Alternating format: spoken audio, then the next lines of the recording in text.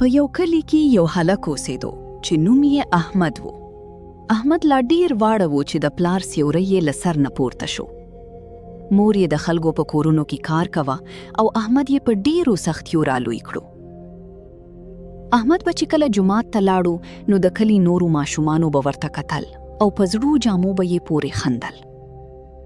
خو احمد په زړه کې یو هوډ کړی و. زه به خپله مور د دې غریبۍ نه وباسم. هغه به سهار وختي پاڅېدو، د پټي کارونه به یې هم کول او بیا به سکول ته لاړو.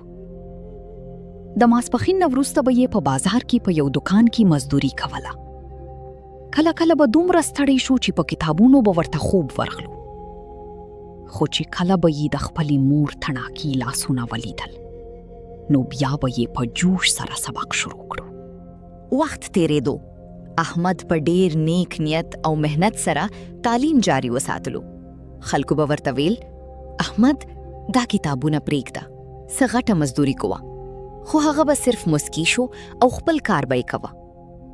یوه ورځ داسې راغله چې احمد په ټوله صوبه کې په اعلی نمبرو پاس شو او هغه ته سرکاري سکالرشپ میلاو شو. هغه د انجینري ډګر ته لاړو او هلته یې هم شپه ورځ یو کړه. کلونه تیر شول. نن احمد په یو ډیر لوی دفتر کې ناست دی او د کلی د غریبو ماشومانو لپاره یو فری سکول هم خلاص کړی دی. هغه اوس د ټول کلی لپاره یو مثال دی.